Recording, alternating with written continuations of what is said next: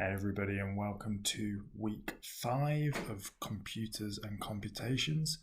This week we're going to be discussing other models of computation and how that some of them are related to Turing computation. So hope you're well, hope you enjoy the talk.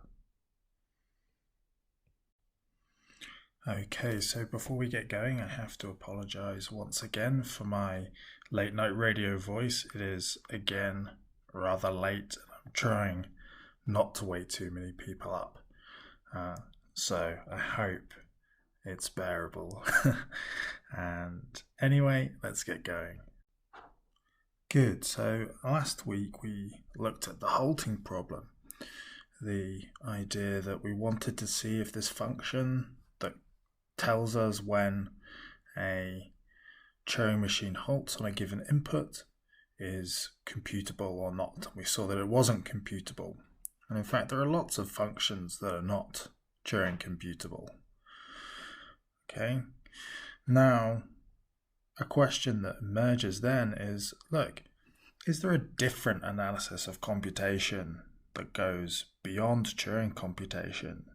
And if there is, might it help us compute functions like the halting function? Okay, so this week we'll look at precisely some of these possible extended notions of computation. And what we're going to see is that even though some of them seem to be far broader, they all turn out to be equivalent to our original notion of Turing computation. So first up, we'll look at the idea of extending our alphabets a little bit, so we won't just use the symbols 0 and 1. We'll then talk a little bit about how we can have a Turing machine with multiple tapes. We'll then talk about abacus machines that incorporate the idea of a register and adding amounts of objects to registers. And then in section 4, we'll talk a little bit about recursive functions. This is a much more arithmetic kind of way of looking at computation rather than the notion of an idealized machine.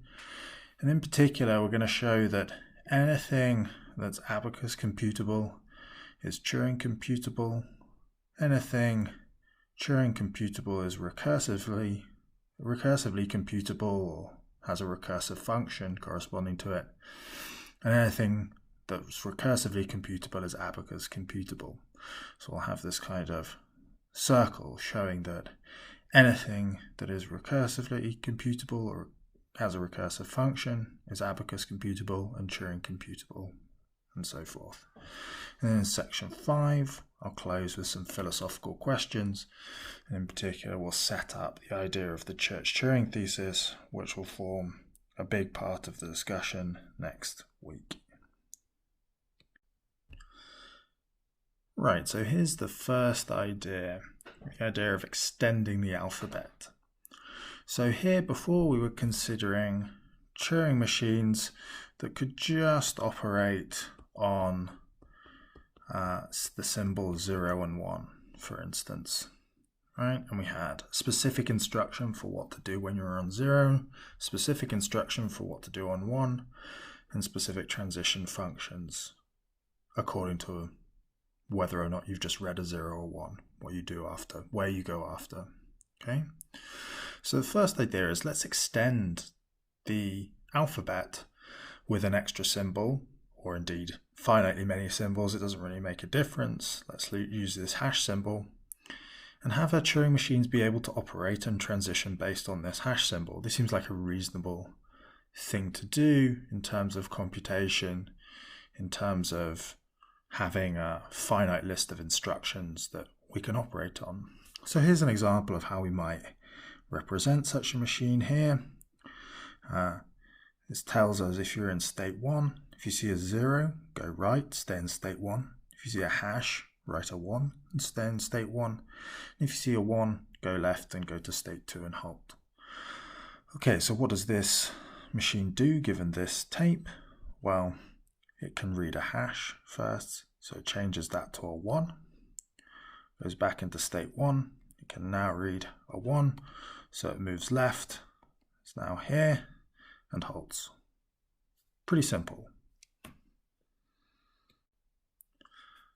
Okay, so this model is going to be Turing computable in the ordinary sense of Turing machine. Anything I can do with the machine on the previous slide, I could also do with the Turing machine.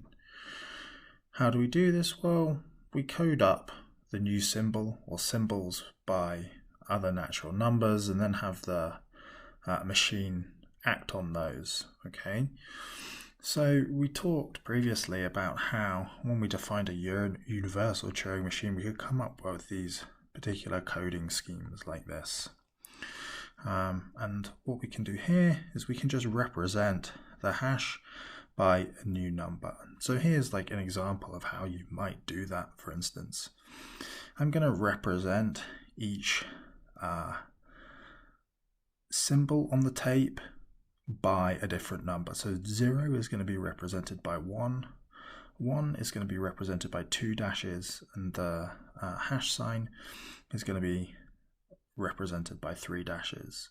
And then we just can represent the symbols on this tape by the symbols on a regular tape, each separated by a 0. So for instance, we've got a 0 in this cell, that's represented by a 1. We've got a 1 in the next cell, so we say use the 0 to separate the cells. And then we have a 2 in this cell to represent the 1. And then we have a 3 over here to represent the 3. Then you can, with a little bit of work, design a regular garden variety Turing machine, just a 0-1 Turing machine, to operate with these codes as inputs and mimic the behavior of the other machine with a regular Turing machine. Now, the use of these extended alphabets is going to be good for coding up the idea of a multiple tape Turing machine. So one can define this a bit more formally, and I'll give some links in the description to how that can be done. But here's the rough idea of a multi-tape Turing machine. You have multiple tapes. You don't just have one tape and multiple heads that can read and write. So we have this diagram here. You can see we have these different tapes here. I've given 3 tapes in this particular case. And just like before, we have some finite list of instructions, and information can be transferred from the heads to the program, and it can perform operations accordingly. So here's the example of the kind of thing that you might have written in ordinary language, but obviously this, if you want to do formal proofs, has to be properly formalized, but this will work for our present purposes. So if you're reading a 1 on tape 2, as you are, write a 0 on tape 1, so this gets changed to 0, and go to some other state in the program. So there'll be transitions between states, just as there are with more complicated instructions. So this seems initially like an expanded version of computation, because we have just so much more potential for complexity in the different tapes that can be acted upon. Now, what do we do to mimic a multi-tape Turing machine with a single tape Turing machine? Okay, so what we're going to do is code up the multi-tape Turing machine using single tape contents and single tape operations. And we're going to use this ability to extend alphabets, importantly. Okay, so here's what we do. We extend the alphabet to encode tape separation head position. Okay, so our hash sign is going to represent tape separation. Remember, the contents of our multi-tapes must always be finite, even if the tapes themselves are infinite. Then we're going to introduce a symbol .0 and .1, and this is going to represent the idea that the head of the tape is scanning that symbol. Okay, and then we have to define single tape operations to represent multi-tape operations and the new tape contents. So remember, we had a Turing machine on the last slide with 3 different tapes with different contents. Okay, so here we've got 0110 with the head scanning here. Here we've got 110 with the head scanning here. And here we've got 101 with the head scanning here. So what we do is we put in the contents of the tape, as you can see here, and then we separate out one tape from the next with the hash sign. So we have a dotted 0 representing the fact that the machine head is here. Then we have a dotted, then we have a hash to represent the separation of the tape, then a dotted 1 here to represent where the head is, and so on. Then we can simply have our Turing machine run through the whole tape, read the tape contents, and then perform the operation that this critter over here would have performed on the relevant part of the tape. And there's going to be a lot of cleanup here, so I won't give it explicit machines, but you're going to have to do things like if you start lengthening the amount of tape used, so I start writing, let's say, down here on the tape, I'm going to have to constantly be ensuring that my Turing machine keeps shifting the hash sign down and cleaning up as it does computation. So there is quite a bit of slowdown here, but it's still doable. So interesting, this ability to represent multi-tape Turing machines shows that there are other kinds of computation that are representable, or Turing machine style computation that are representable on a single tape Turing machine. So for example, let's suppose we have a grid-based notion of computation where we're scanning a particular square in a grid and we can move around. Well, again, this can be just represented by dividing up each line of the grid into a separate portion of tape, like so. And then we can just, again, define the Turing operations that are done over here into corresponding single tape operations. So for instance, let's say that we move over here, we have to define a Turing machine that will then move us all the way over here. But it's doable, and I leave it as an exercise if you want to go ahead and do that. Okay, let's move on to a slightly less Turing style notion of computation. So an abacus, or register machine as they're sometimes called, incorporates the following idea, right? So it has various registers, as many registers as I need. And they can contain numbers of arbitrary size, okay? So I can have a register, and let's assume they're indexed. So this would be, for instance, Rn, okay? So I can add one to a register. So this is Rn, and I put something extra in there. But I can also define the operation, or stipulate the operation, that I take something out of a box. So I can add something into a box, but I could also take something out. If there's nothing in the box, then I come out a different direction, okay? So we say that a function is abacus computable, right? Exactly when there is one of these register machines computing it, and we make some technical assumptions on what we want the outputs to look like. So we insist for a function of r many arguments that the output be in register r+1, and we clean up after ourselves, so we leave all the other registers unchanged. Good, so with this notion of computation in hand, let's look at a couple of examples. So here's adding a box M to a box N without loss. So we want to ensure that we still have the same number in box M at the end. So what are we going to do? We take one out of M, then we add it to N, and then we add something into this register P over here, And then we keep doing this until m is empty. So this will leave us with m plus n in register n, and m will be empty. Okay, but remember, each time we took out of m and added it to n, we also put something in p. So then at the end, we just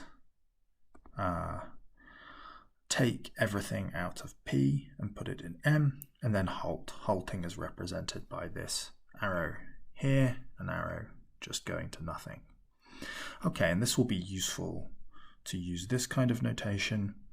So this square box is shorthand for the machine that does this. This says take whatever is in box m, this is our square brackets, add it to what's in n, and put that into box n, and then halt. Okay, so just shorthands of this form will be useful for defining particular kinds of machine. Now, this modularity of abacus machines makes for some useful applications. So, for instance, we don't have to do quite so much cleaning up as we had to do with Turing machines. So, for instance, let's look at what we do with multiplication. Well, we just define multiplication as repeated addition. We just take something out of what we're multiplying by, perform an addition of the required kind, and then keep repeating this over and over again. Okay, this gives us a neat definition of multiplication just in terms of repeated addition, and it'll give us stronger things like exponentiation. We can just think of exponentiation as repeated multiplication, so we can repeat our multiplication machine. Taking out of the relevant box, we have to make an exception for 1 in the case that we're dealing with some number to the power of 0, which is always going to be 1. But you can do roughly the same idea. Just define new functions in terms of repetition or combination of old functions given abacus machines, and this is going to be useful for us when we come to talk about recursive functions. Okay, well, before we go and talk about those recursive functions, we should identify the following theorem. Every abacus computable function is Turing computable, so this apparently more flexible kind of computation doesn't buy us anything new in terms of what is going to be computable. I won't give the full proof. You can go check out Boulos, Burgess and Jeffers section 5.2 for the full proof. But the rough idea is just to represent the abacus machines and the operations you can do on them, in particular the registers and how the registers behave, by blocks of strokes in on a regular Turing machine. So we represent the registers in tally notation separated by blanks. So for instance here, 1 is going to represent a single stroke is going to represent 0, right? Just so that we can identify where registers start and end. 3 is going to represent 2, so we have our registers represented by strokes separated by zeros, and the number of strokes is going to correspond to the contents of each register. Step 2, design a Turing machine to mimic addition to a register. So what I'm generally going to have to do is add a 1 onto the right of whatever register I want to add onto, and then design a very long-winded machine that will just print a 0 and shift the contents of the tape 1 space right, okay, preserving the contents of the other registers while adding 1 to a register. And similarly, design a slightly more complicated machine to represent removal. So this will, generally speaking, delete something, move things left, but then we're going to need a separate machine to handle the case where we remove the last object from the box, and we have to move to a different operation. But it can be done, and if you want to see the details, go check out Boulos, Burgess, and Jeffries. So we've seen that one stronger kind of, or apparently stronger kind of computation, abacus computability, turns out to be Turing computable as well. Okay. Now we're going to look at recursive functions. Now, let me just say a bit about the rough idea of recursive functions that I hope will be a bit clearer once we go through the details a little more. But they're a much more arithmetic and less machine-based notion of computation. So what we've been doing thus far is working with these highly idealized machines like abacus machines or Turing machines. Recursive functions are going to be a very arithmetic idea. They're just going to tell us how certain functions are built up on the numbers, natural numbers. So the rough idea is that I give you some initially specified basic functions that I'm going to count as definitely computable. Things like the zero function, the function that just returns 0 for all arguments. Some ways of precisely bolting them together. So given some functions, I can smush them together into a new function. And this is going to be the idea of the effective procedure that we're tackling with recursive functions. It's that we have some basic things that we're just going to take to be computable, and then we have computable ways of putting these basic things together, and this is going to be our notion of effective procedure that we work with. Okay, so how is this going to go down formally? Well, we start by defining the primitive recursive functions. These are going to have basic functions. These are going to be our starting building blocks, and then they're going to have some ways of building out of these building blocks some non-basic functions. So what are our building blocks? Well, we have the zero function. We can always pick out 0. That seems to be something, that we'd sensibly call computable. We've then got the successor function. So you give me a number, I can always give you the next number. Okay? Pretty clearly computable. And then these identity functions. What these are going to do is if you give me a bunch of numbers, so n many numbers, I can always pick out the ith member of the sequence. So this is just to say that I can pick things out. I'm not really doing anything too much, but I am picking things out. Again, it seems something we'd reasonably want to say is computable. Okay, more interestingly, we have these non-basic functions. So these are ways of, given some functions we already take to be primitive recursive, building new primitive recursive functions. So the first is composition, right? Standard thing we like to do in mathematics. If you've given me a stuff that I've already taken to be computable, or is already primitive recursive in this case, and I do one after the other, I still get something that's effectively computable, or in this case, primitive recursive. So I want to define a function of n many arguments, and I have a bunch of other functions of n many arguments already. I have m many of them, and I can define this function of n many arguments in terms of them. Okay. The other idea we'll work with is primitive recursion. Okay.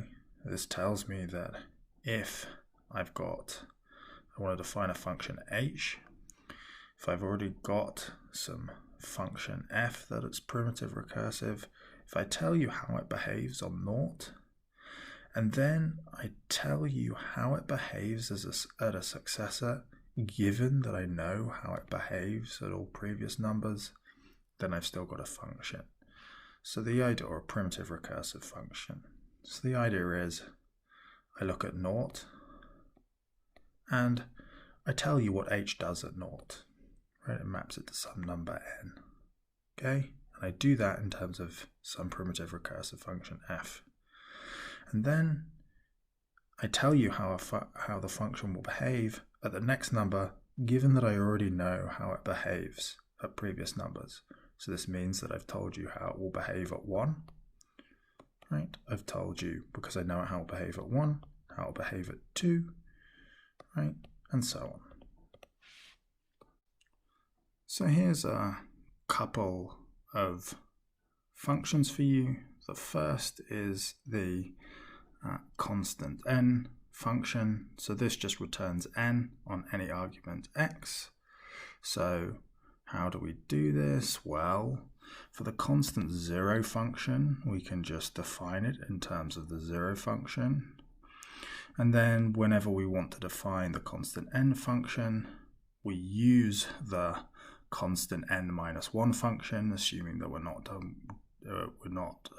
working with 0, and n many compositions of the successor function. So, for instance, the constant n plus 1 function equals successor function applied to the constant n function of x, right? So we get it naturally out of composition. A different, slightly more interesting example is the addition function. It's a binary function sum, right? And we do this by primitive recursion. So given we want to define first what it does at 0, well, the addition of 0 is just x, so we just let it. The identity function pick out x, that's primitive recursive. And then when we want to define the recursion clause and say what it does at the successor of a number, given that we know what happens at the number, well, this is just a complicated way of writing that you take the successor of the number with the predecessor of the successor, right? So we're assuming we know how sum xy behaves, and from that we can say how sum of x and y plus 1 behaves. Now, critical to the notion of recursive function, as opposed to just primitive recursive function, is this notion of minimization. Okay, so what does minimization do? Well, it's going to give us the least y for which the function gives us 0, right? We're assuming that here, so we're saying for all t less than y, the function is defined and not equal to 0. So this just tells you if I've got some function and it's mapping numbers, at some point it gives me a 0, right? Then it's going to return that smallest 0 to me, right? Not the zeros that appear at larger values, okay? And assuming that all this is defined. But importantly, we're going to let it be undefined if there is no such y, okay? So maybe our function never returns a 0, for instance. Maybe one of the earlier arguments is undefined, okay? Now, why is this important in the present context? Well, what this is going to do is this is going to let us mimic non-halting behavior. Okay, so in particular, we want the notion of effective procedure that we're trying to capture here to allow for the idea that if I give you an input that can't be resolvable by the kinds of processes I'm thinking about, then you're just going to go and spin off and not give me a defined answer, right? This has to be part of a notion of effective computation because we want to not require any intelligence from the thing that is doing the computation. In particular, if you give it the wrong kind of input, it might just never halt. And minimization is allowing us to capture this idea. Good. So we've got these new, seemingly more expansive kinds of computation in hand. abacus computability, we already argued that that was Turing computable, and recursive, giving us another notion of effective computability. So firstly, in joining up this circle that I talked about at the start, let's discuss a few theorems here. In particular, let's start with the theorem that every recursive function is abacus computable. Okay, so what's the strategy? Well, just show there are abacus machines for the basic functions, and then composition, we'll call this CN, primitive recursion, PR, and minimization. Okay, so just as a start, let's consider the basic functions. Well, they're not too bad. For 0, just don't do anything. Given an empty register, just halt. For successor, well, we have to ensure that the machine obeys our previous rules on what is abacus computable, but the rough idea is, given an empty register 2, without losing anything from 1, but the contents of 1 into 2, this is where we'll get our input, and then add 1 to 2. Fairly simple. And similarly for identity, just put the contents of the relevant M you want into a previously empty register n+1. Now, the abacus machines for composition, primitive recursion, and minimization are a little bit more involved, so I won't go through them here, but suffice to say you can give abacus machines for these processes. And so then you're in the situation where we know that anything recursive is abacus computable, anything abacus computable is Turing computable. Okay, so we know that anything recursive is Turing computable. So what we need to do now is show that anything Turing computable is recursive, and we'll have shown the equivalence of these 3 different kinds of computation. Good, so let's get into it a little bit. We're going to talk about this theorem that all Turing computable functions are recursive. Now, the proof is a little bit lengthy and there's lots of details to check, so I won't go through it here, but I'm going to give a rough idea of how it goes down. Key reference here is Chapter 8 of Burgess, Boulos, and Jeffries. Okay, so step 1, we're going to revisit something we talked a little bit about in a previous lecture. This is the one coding.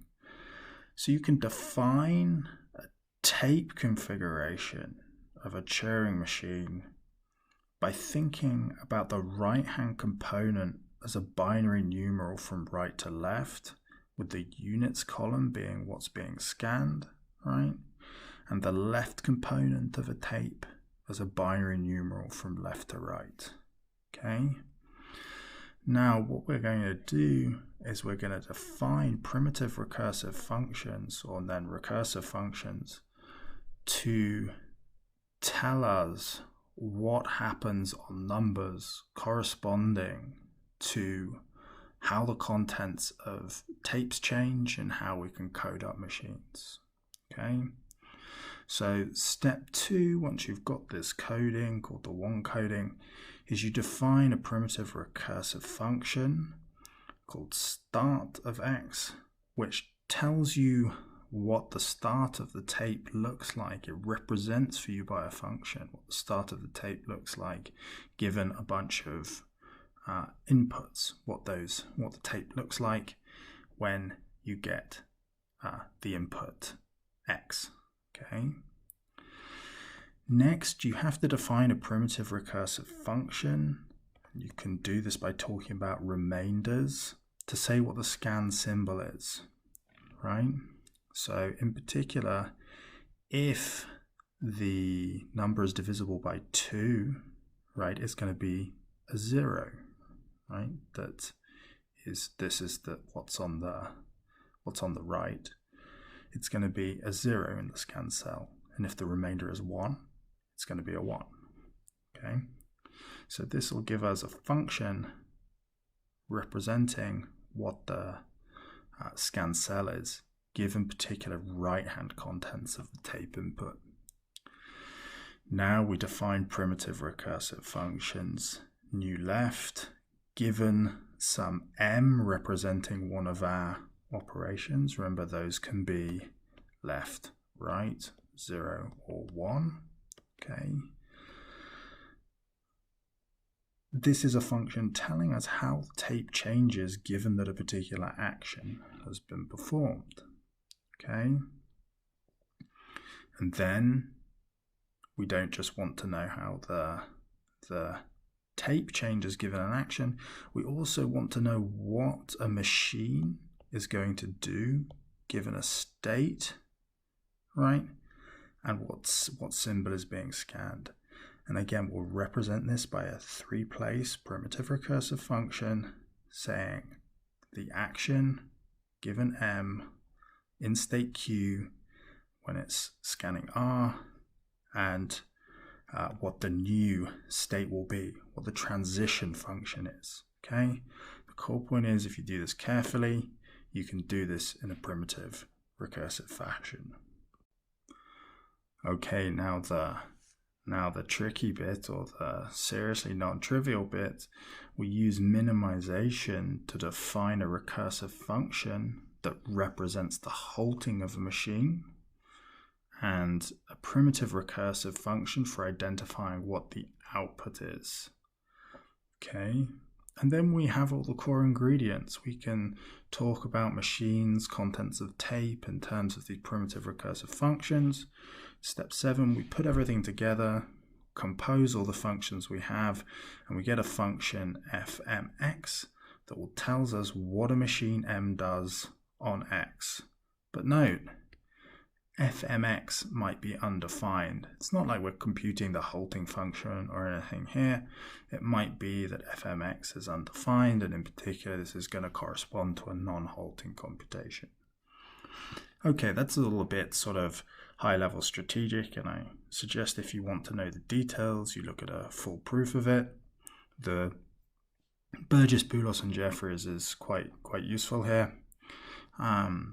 Sort of gives you the intuitive idea of what's going on with the functions, what they're representing as they're being defined.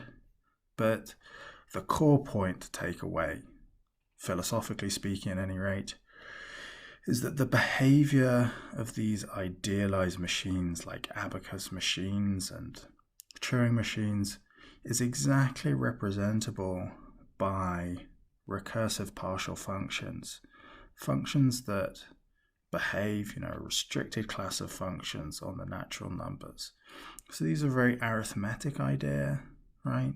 And these are somehow the idea of an idealized machine. And it's interesting that we can represent the machines and their behavior in such a fine-grained way using just a particular class of partial functions on the natural numbers. Great, so we've seen that the Turing computable functions are exactly the abacus computable functions, which are exactly the recursive functions. Now, I think there's some interesting philosophical questions we can ask about these results. We'll discuss a very important one next week, the idea of the Church-Turing thesis, which I'll identify as the last question. But let me raise a couple of other questions first. So first question, given the equivalence between, let's say, Turing machines and recursive functions, or Turing computable functions, I should say, and recursive functions, is there an important difference between them? So one of them is a very arithmetic way of thinking.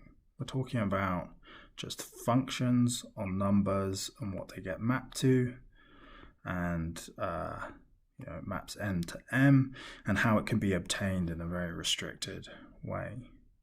Okay. Whereas a Turing machine is this sort of like quasi-mathematical idealized machine that really, chugs along and does computations.